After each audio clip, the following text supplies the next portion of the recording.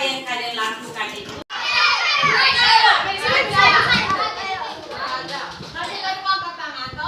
Apa pekerjaan dari Pak Baron tadi? Ya, memilih sampah atau memungut sampah. Yang kedua, siapa? Makanya siswa untuk memilih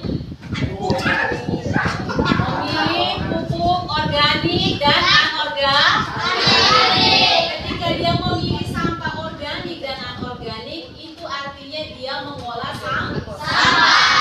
Berapa orang yang bully Saki? Tiga. Laki ada atau perempuan semua? Berarti punya anak ini tadi 100% mereka konsen betul tentang video bully. Yang pertama kita masuk pada materi yang pertama, latar belakang dari bully. Kenapa sampai orang bully terus dia? Apa yang menjadi sebab? Apa yang menjadi faktor kenapa dia sering dibully?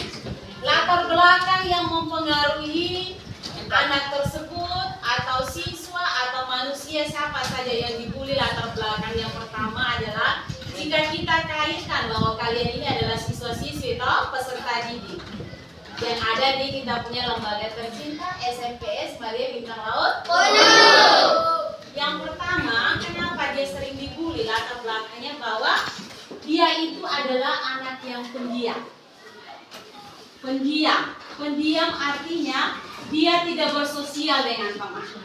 Dia tidak bergaul dengan teman. Dia dari rumah sendiri, tiba di kelas, di sekolah, di lingkungan pun dia tetap sendiri. Yang kedua, dia memiliki yang namanya mungkin kelainan.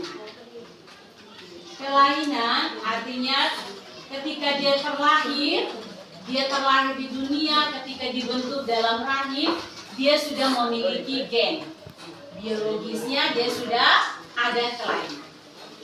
Sudah? Yang pertama itu dia adalah memiliki kelainan. Mungkin dia ada cacat mental. Seperti mungkin ibu tidak perlu contoh. Di dalam kita punya lingkungan sekolah mungkin ada sedikit yang aneh-aneh, iya toh?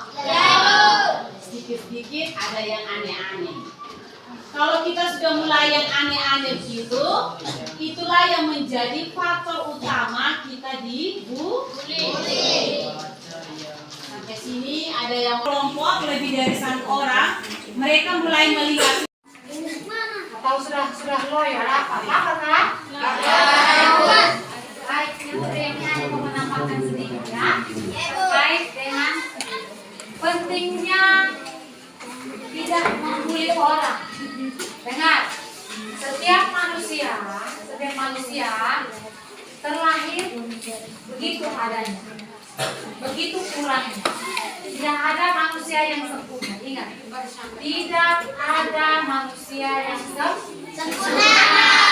Selalu ada saja kekurangan. Nah, maka itu menjadi dasar untuk tidak boleh membuli orang lain. Bahwa ketika kau menunjuk orang lain, contohnya begini, kamu dasar keriting, contoh. Kau lihat, jari hanya satu yang seolah itu. Tetapi jari yang lain ini kembali ke dirimu. Lihat. Coba kamu tunjuk sekarang. Kamu, berapa banyak jari ke orang depan kamu, dan berapa banyak jari yang kembali ke dirimu. Kesimpulannya, lebih banyak jari yang lebih banyak pengaruh yang akan kembali ke kamu. Ketika kamu berbuat negatif, jadi hidup itu seimbang, kan? Hidup itu seimbang. Ketika kamu berbuat baik, seberapa banyak baiknya, baiknya itu akan datang kembali ke kamu.